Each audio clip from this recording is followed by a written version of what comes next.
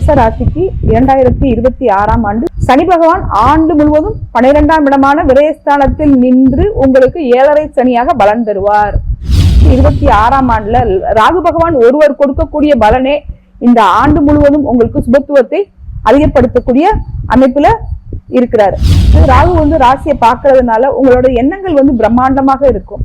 அந்த பிரம்மாண்டமான எண்ணங்கள் உங்களுக்கு எப்பயுமே உங்களை நல்லபடியா வழி நடக்கும். இப்ப நீங்க இந்த 2026ஆம் ஆண்டுல நீங்க மேலும் வளப்படுத்துறதுக்கு என்ன மாதிரியான விஷயங்கள்ல நீங்க ஈடுபடலாம் அப்படின்னு ஒரு விஷயம் இருக்கு இல்லையா? நீங்க செவ்வாய்க்கிழமை முருகன் வழிபாடு பண்ணும்போது ரொம்ப ரொம்ப சிறப்பான பலன்கள் உண்டு. இந்த 2026ஆம் ஆண்டு உங்க வாழ்க்கையில ஒரு பொற்காலமாக இருக்கும்னு சொல்லிக்கிறேன்.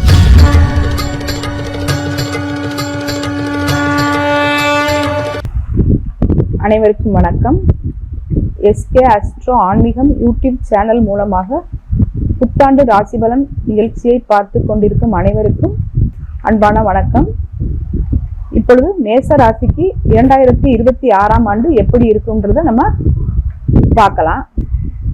2026ஆம் ஆண்டை பொறுத்த வரைக்கும் மேச ராசியினருக்கு லாபகரமான ஆண்டாக இருக்க போகுது. நான் இப்ப சொல்லக்கூடிய பலன்கள் மேச ராசி, மேச லக்னத்துல பிறந்தவங்களுக்கு, அஸ்வினி நட்சத்திரத்துல பிறந்தவங்களுக்கு, பரணி நட்சத்திரத்துல பிறந்தவங்களுக்கு, கிருத்திகை நட்சத்திரம் 1ஆம் பாதத்துல பிறந்தவங்களுக்கு ரொம்ப கரெக்டாக இருக்கும். இந்த 2026ஆம் ஆண்டு பலன்களை பொறுத்த வரைக்கும் குரு பயிற்சிக்கு முன், குரு பயிற்சிக்கு பின் அப்படின்னு நம்ம 2 விதமான பலன்களாக பார்க்கலாம். இந்த ஆண்டு முதல்ல உங்களுக்கு குரு பகவான் ஆண்டோட தொடக்கத்துல 3ஆம் இடமான முயற்சி ஸ்தானத்துல, வெற்றி ஸ்தானத்துல, சகாயஸ்தானத்துல குரு பகவான் இருப்பார். அதாவது 2/6/2026 வரைக்கும் உங்களுக்கு மேசராசிக்கு 3ஆம் இடமான முயற்சி ஸ்தானத்துல குரு பகவான் இருப்பாரு. அதற்கு பிறகு அதாவது 2/6/2026 தேதிக்கு அப்புறம் அவரு 4ஆம் இடமான சுகஸ்தானத்துக்கு போவாரு. அதே மாதிரி கேது பகவானை பொறுத்த வரைக்கும் உங்களுக்கு ஆண்டு முழுவதும் 5ஆம் இடத்துல இருப்பாரு. ஆண்டோட கடைசி இறுதியில ஒரு 25 நாள் இருக்கிற 5/12/2026 அன்னைக்கு அவரு 4ஆம் இடமான சுகஸ்தானத்திற்கு செல்கிறார். ராகு பகவானை பொறுத்த வரைக்கும் அவர் 11ஆம் இடமான லாபஸ்தானத்துல இருப்பாரு. ஆண்டோட கடைசி அதாவது 5/12/2026 அன்னைக்கு அவரு உங்களுக்கு 10ஆம் இடமான தொழில் ஸ்தானத்துக்கு வந்துருவாரு. சனி பகவான் ஆண்டு முழுவதும் 12ஆம் இடமான விரயஸ்தானத்தில் நின்று உங்களுக்கு 7.5 சனியாக பலன் தருவார். ஒரு ஜாதகத்தை பொறுத்த வரைக்கும் 11ஆம் இடமான லாபஸ்தானம் ரொம்ப ரொம்ப முக்கியமான விஷயங்க. ஒரு ஜாதகத்துல 11ஆம் இடம் லாபஸ்தானத்துல ஏதாவது ஒரு கிரகம் இருந்தால் அவங்களுக்கு அது எந்த தீமையுமே கொடுக்காது. அந்த கிரகம் அவங்களுக்கு எப்பயுமே இயங்கிக் கொண்டே இருக்கும், தன்னோட சுபபலன்களை ஜாதகருக்கு வழங்கி கொண்டே இருக்கும். அப்படி பார்க்கும்போது உங்களுக்கு இந்த 2026ஆம் ஆண்டுல ராகு பகவான் ஒருவர் கொடுக்கக்கூடிய பலனே இந்த ஆண்டு முழுவதும் உங்களுக்கு சுபத்துவத்தை அதிகப்படுத்தக்கூடிய அமைப்புல இருக்கிறாரு. ராசியையோ லக்னத்தையோ எந்த கிரகமும் தொடர்பு கொள்ளாமல் இருப்பது சிறப்பு. ஆனாலும் ராகுவோட ரிவர்ஸ் 3ஆம் பார்வையில ராசிக்கு ராகுவோட பார்வை படுது. அப்படி பார்க்கும்போது உங்களுக்கு ராகு ராசியை பார்க்கறதுனால உங்களோட எண்ணங்கள் பிரம்மாண்டமாக இருக்கும். அந்த பிரம்மாண்டமான எண்ணங்கள் உங்களுக்கு எப்பயுமே உங்களை நல்லபடியா வழி நடத்தும். அந்த எண்ணங்கள் பிரம்மாண்டமாக இருக்கும்போது நீங்க அந்த எண்ணங்கள்ல மிகைப்படுத்தலான ஒரு பேராசை இல்லாமல் இருந்தால் உங்க வாழ்க்கையில நல்ல விதமான முன்னேற்றங்கள் இருக்கும். நீங்க என்னெல்லாம் உங்க வாழ்க்கையில உங்களுக்கு இந்த 2026ஆம் ஆண்டுல நடக்கணும்னு ஆசைப்படுறீங்களோ அது எல்லாமே நடக்கும். தொட்டது துலங்கும். உங்களோட முயற்சிகளுக்கு 3ஆம் இடத்துல இருக்கிற குரு பகவான் உங்களுக்கு சிறப்பான உதவியை செய்வார். அது மாதிரி 2ஆம் இடமான தனஸ்தானத்துக்கு சனி பகவானோட பார்வை இருக்கிறதுனால பொருளாதார மேன்மை ரொம்ப சிறப்பா இருக்கும். நல்லா பாத்துக்கோங்க. உங்களுக்கு 2ஆம் இடமும் 11ஆம் இடமும் இந்த 2026 கோச்சாரத்துல ரொம்ப அற்புதமா வேலை செய்யுது. 2ஆம் இடமும் 11ஆம் இடமும் வேலை செய்யும்போது ஒரு மனிதனுக்கு வேற எந்த கவலையுமே இருக்காது. அப்ப உங்களுக்கு தேவையான பொருளாதாரம் வந்துகிட்டே இருக்கும். இதுவரைக்கும் உங்களுக்கு ஏதாவது பணம் வர்றதுல ஏதாவது தடை இருந்ததா, அந்த தடைகள் எல்லாமே அகன்று இப்ப ஒரு முன்னேற்ற பாதையை நோக்கி நீங்க போயிட்டே இருப்பீங்க. 2/11 வேலை செய்யறதுனால வராக்கடன்கள் ஏதாவது இருந்தால் நீங்கள் அதை வசூலிக்கிறதுக்கு முயற்சி பண்ணலாம். பல வருடமாக வெளியில பணம் லாக் ஆகி நிக்குதுங்க, அந்த பணத்தை இந்த காலகட்டங்கள்ல நீங்க வசூல் பண்ண முயற்சி பண்ணீங்கன்னா வசூல் பண்ணலாம். அதே மாதிரி குடும்பஸ்தானத்தை பொறுத்த வரைக்கும் 2ஆம் இடத்துக்கு சனி பார்வை இருக்கிறதுனால பேச்சுல கொஞ்சம் நிதானமாக இருக்கணும். யாரையும் அனாவசியமா பேசக்கூடாது, திட்டக்கூடாது. இந்த மாதிரி விஷயங்களை நீங்க கடைபிடிச்சுக்கிட்டீங்கனாலே போதும். குடும்ப உறுப்பினர்களை நல்லபடியா வச்சு கவனிக்கக்கூடிய அளவுக்கு தேவையான பொருளாதாரம் உங்களுக்கு எப்பயுமே இருக்கும். குடும்ப உறுப்பினர்களும் உங்ககிட்ட நல்ல அன்பா பண்பா அனுசரணையா வந்து நடந்துக்குவாங்க. 3ஆம் இடத்துக்கு வந்து குரு பகவான் வந்து இருக்கிறாரு. 3ஆம் இடத்துல இருக்கிற குரு பகவான் உங்களுக்கு வந்து 9ஆம் அதிபதி 12ஆம் அதிபதி, அவரே 3ஆம் இடத்துல இருந்து தன்னோட 9ஆம் இடத்தை வந்து பாக்குறாரு. அதே மாதிரி அவர் வந்து லாபஸ்தானத்துல இருக்கிற ராகுவை வந்து பாக்குறாரு. அதாவது குரு கொடுக்கக்கூடிய பணம் வந்து கோடிங்க, ராகு கொடுக்கக்கூடிய பணம் வந்து மில்லியன் கணக்குல வந்து இருக்கும். நம்ம கோடி மில்லியன் கணக்கு அந்த விஷயத்துக்கு நம்ம போலன்னா கூட நம்மளோட வாழ்வாதாரத்துக்கு தேவையான பொருளாதாரம், இதுவரைக்கும் நான் வந்து அடிப்படை தேவைக்கு கூட கஷ்டப்பட்டேன் அப்படின்னு நினைக்கிறவங்களுக்கு தேவையான பொருளாதாரம் இந்த குருவும் ராகுவும் சேர்ந்து உங்களுக்கு கொடுப்பாங்க. அதாவது ஜூன் 2ஆம் தேதி வரைக்கும் குரு பகவானும் ராகு பகவானும் சேர்ந்து உங்களுக்கு பணம் கொடுப்பாங்க. அதே மாதிரி இந்த காலகட்டங்கள்ல நீங்க ஏதாவது இடப்பெயர்ச்சி செய்ய விரும்புகிறீங்கனால், உங்க தொழில் உத்தியோக ரீதியான ஏதாவது இடப்பெயர்ச்சி செய்ய விரும்புனீங்கன்னா அது வந்து நடக்கும். உடன்பிறந்தவங்க கிட்ட ஏதாவது மனஸ்தாபங்கள் மனசஞ்சலங்கள் இருந்தால் அது வந்து அகலக்கூடிய சூழ்நிலைகள் வந்து இருக்குது. அதே மாதிரி இப்ப 4ஆம் இடத்தை பொறுத்த வரைக்கும் உங்களுக்கு அங்க வந்து அதாவது டிசம்பர் 5ஆம் தேதி வரைக்குமே வந்து உங்களுக்கு எந்த கிரகமுமே வந்து கிடையாது. ஆனா டிசம்பர் 5ஆம் தேதிக்கு அப்புறம் வந்து உங்களுக்கு கேது பகவான் உள்ள வராரு.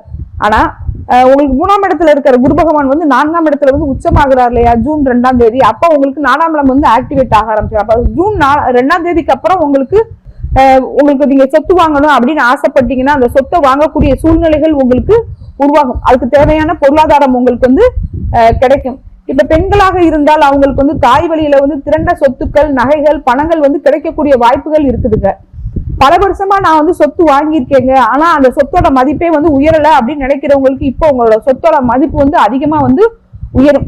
நான் வந்து ஒரு பழைய சொத்து வச்சிருக்கிறேங்க, அதை வித்துட்டு நான் வந்து புதுசா சொத்து வாங்கணும்னு ஆசைப்பட்டீங்கன்னா இப்போ அந்த காலம் உங்களுக்கு வந்து நிறைவேற்றி கொடுக்கக்கூடிய அமைப்புகள் வந்து இருக்குது. புதிய சொத்துக்கள் வந்து வாங்குறது விற்கிறது ஆல்டர் பண்றது இந்த மாதிரியான எல்லா விஷயங்களும் உங்களுக்கு சிறப்பா வந்து இருக்கும். இப்ப இந்த காலகட்டங்கள்ல உங்களோட தாய் வழி உறவுகள்கிட்ட ஏதாவது மனக்கசப்புகள் இருந்தால் அது வந்து சரியாகி ஒரு நல்ல ஸ்மூத்தான ரிலேஷன்ஷிப் வந்து உருவாக ஆரம்பிச்சிடும். அதே மாதிரி கால்நடை வளர்க்கிறவங்க பண்ணையாளர்கள் விவசாயம் பண்றவங்க இவங்களுக்கெல்லாம் வந்து ரொம்ப அற்புதமான காலம்னு நம்ம வந்து சொல்லலாம். இது வரைக்கும் உங்களுக்கு உடல் ரீதியான பிரச்சனைகள் மன ரீதியான பிரச்சனைகள் இருந்தால் அவை அனைத்துமே உங்களுக்கு சரியாயிடும். அதே மாதிரி இப்ப 5ஆம் இடம் அப்படிங்கிறது வந்து ஒரு ஜாதகத்துல வந்து பூர்வ புண்ணிய ஸ்தானம். அந்த 5ஆம் இடத்துக்கு வந்து கேது வந்து இருக்கிறாரு. அப்ப ஆன்மீகம் நாட்டம் வந்து உங்களுக்கு ரொம்ப அதிகமாகும். இது வரைக்கும் வந்து கடவுளே இல்லை அப்படின்றவங்க கூட இப்ப ஓரளவுக்கு வந்து கடவுளை வந்து நம்ப ஆரம்பிப்பாங்க. அவங்களுக்குன்னு ஒரு பெயர் வந்து உருவாகும். அவங்களோட எண்ணங்களுக்கு வந்து ஈடு கொடுக்குற மாதிரியே அந்த 5ல இருக்க கேது வந்து அவங்கள வந்து ஒரு ஆன்மீகத்துல வந்து ஒரு நல்ல ஒரு நிலைக்கு வந்து அழைச்சிட்டு போவாரு. இப்ப 5ஆம் இடத்துல கேது இருக்கிறதுனால புத்திர பாக்கியத்துல ஏதாவது தடை இருக்கிறவங்க இந்த காலகட்டங்கள்ல முயற்சி பண்ணும்போது நடக்கும். சில பேருக்கு இப்ப ஒரு டவுட் வருங்க, ஏங்க 5ஆம் இடத்துல வந்து கேது இருக்கும்போது எப்படி வந்து குழந்தை பாக்கியம் கிடைக்கும் அப்படின்னா, ராகுவோ கேதுவோ சனியோ ஒருத்தவங்களுக்கு வந்து என்ன இல்லையோ இல்லாத வந்து கொடுப்பாங்க.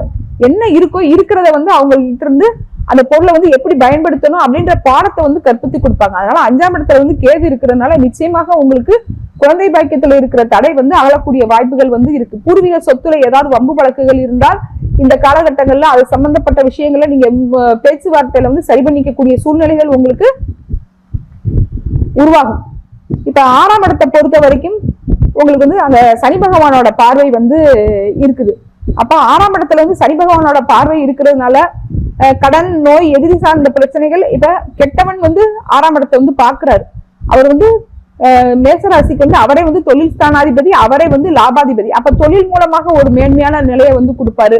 உத்தியோக ரீதியான ஒரு மேன்மையான பலன்களை வந்து கொடுத்து உங்களுக்கு வந்து ஒரு வாழ்க்கைனா என்ன, எப்படி வந்து திட்டமிட்டு வாழணும், கடன்னா என்ன, கடனை வந்து எப்படி நம்ம வந்து தேவைக்கு வாங்கணும், தேவையில்லாத விஷயத்துக்கு எப்படி நம்ம வந்து கடனை பயன்படுத்தக்கூடாது, இந்த மாதிரியான விஷயங்களை உங்களுக்கு வந்து நடத்தி கொடுப்பாரு.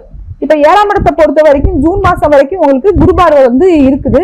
இப்ப குரு பார்வையை பொறுத்த வரைக்கும் வந்து 7ஆம் இடத்துக்கு குரு பார்வை இருக்கிறதுனால இதுவரைக்கும் திருமணத்துக்கு தயாராக இல்லாதவங்க மன ரீதியாக உடல் ரீதியாக ஏதாவது தொழில் ரீதியாக பொருளாதார ரீதியாக அவங்க வந்து ஏதாவது ப்ராப்ளம் இருந்ததுன்னா அந்த ப்ராப்ளம் எல்லாமே வந்து இவங்களுக்கு சால்வ் ஆகி இப்ப திருமணத்துக்கு ஒரு நல்ல ஒரு சூழ்நிலை வந்து அவங்களுக்கு உருவாகும். அவங்க விரும்பி அவங்க மனசுல வந்து நமக்கு வாழ்க்கையில இப்படி ஒரு வாழ்க்கை துணை அமைஞ்சா எப்படி இருக்கும்னு அவங்க வந்து கனவு கண்டாங்களோ அந்த மாதிரியான ஒரு வாழ்க்கை துணையை அவங்களுக்கு கிடைக்கக்கூடிய சூழ்நிலைகள் இருக்குதுங்க.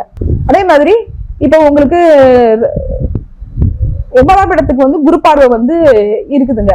இப்ப உங்க ஜாதக ரீதியா ஏதாவது வந்து பித்ரு தோஷம் இருக்குதுங்க, பல வருடமாக எங்க குடும்பத்துல வந்து பித்ரு தோஷம் வந்து தீர்க்க முடியாம இருக்கு அப்படின்னு நினைக்கிறவங்களுக்கு இப்ப பித்ரு தோஷம் தீர்க்கக்கூடிய காலம் வந்து இருக்குது. உங்க குடும்பத்துல முறையான ஜாதகம் பார்த்து எந்த நாள் செய்யணும், எப்படி செய்யணும் அப்படின்னு தெரிஞ்சுக்கிட்டீங்கன்னா அந்த பித்ரு தாக்கங்களை வந்து குறைக்கக்கூடிய சூழ்நிலைகள் இருக்கும். இப்ப 9ஆம் இடத்துக்கு குரு பார்வை இருக்கிறதுனால உங்க ஜாதகத்துல ஏதாவது தோஷங்கள், சாபங்கள் அது எல்லாமே இருந்தா அது எல்லாமே நிவர்த்தியாகி உங்க குடும்பத்துல வந்து ஒரு நல்ல நிகழ்வுகள் வந்து சுபகாரியங்கள் தடை இருந்தா அது எல்லாமே வந்து நடக்க ஆரம்பிச்சிடும். பெற்றோர்கள், பெரியோர்கள், முன்னோர்களோட நல்லாசிகள் உங்களுக்கு கிடைக்கும். அதே மாதிரி இப்ப 10ஆம் இடத்துக்கு வந்து உங்களுக்கு வந்து ஜூன் 2ஆம் தேதிக்கு அப்புறம் தான் வந்து குரு பார்வை வந்து வரும். இந்த காலகட்டங்கள்ல நீங்க சுய தொழில் தொடங்கலாமா, சுய தொழில் தேவையா அப்படின்ற சிந்தனை வந்து வரும். எப்பயுமே 7.5 சனி காலங்கள்ல வந்து கொஞ்சம் வந்து நம்மளே வந்து அகலக்கால் வைக்காமல் இருந்தா வந்து நல்லது. உங்க சுய ஜாதக ரீதியாக நீங்க ஆல்ரெடி நீங்க சுய தொழில இருக்கீங்க, நல்லா போயிட்டு இருக்குன்னா அதை அப்படியே நீங்க கண்டினியூ பண்ணுங்க. அதுல ஏதாவது உங்களுக்கு வந்து குறைபாடுகள் இருந்தால் அப்ப நீங்க அப்படியே அதுக்கு அதிகமா வந்து முதலீடு போடாம இருக்கிறத அப்படியே வந்து கீப் அப் பண்ணுங்க. பெரிய லெவல்ல வந்து இன்வெஸ்ட்மெண்ட் பண்ணாம இருந்தீங்கனாலே பெரிய பாதிப்புகள் வந்து இல்லாம போயிடும். அதே மாதிரி உத்தியோகத்துல இருக்கிறவங்க இந்த காலகட்டங்கள்ல ஒரு இடப்பெயர்ச்சியை வந்து எதிர்பார்க்கலாம். பதவி உயர்வு, ஊதிய உயர்வு, உத்தியோக உயர்வு இது மாதிரியான இடப்பெயர்ச்சிகள் அவங்களுக்கு கிடைக்கக்கூடிய வாய்ப்புகள் இருக்குது.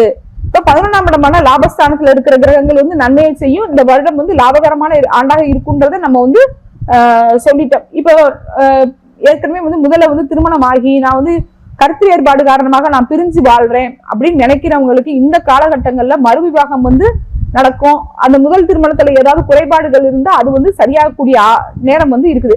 11ஆம் இடம் அப்படிங்கிறதுங்க ஒரு ஜாதகத்துல அவங்களோட எண்ணங்களை வந்து ஆசைகளை வந்து பூர்த்தி செய்யக்கூடிய இடம்.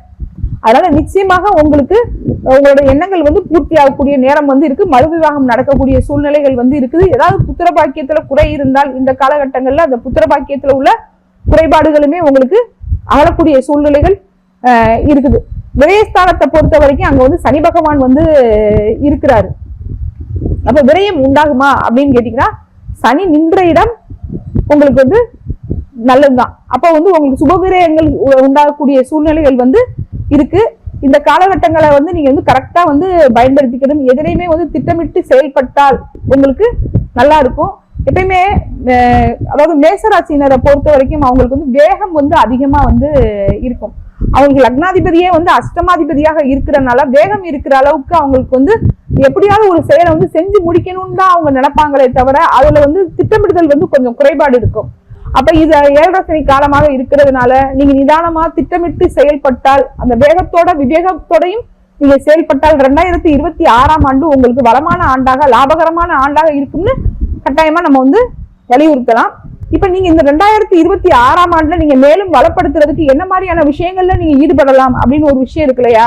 எப்பயுமே மேசராசினருக்கு அதோட அதிபதி வந்து செவ்வாய். நீங்க வந்து செவ்வாய்க்கிழமை முருகன் வழிபாடு பண்ணும்போது ரொம்ப ரொம்ப சிறப்பான பலன்கள் வந்து உண்டு.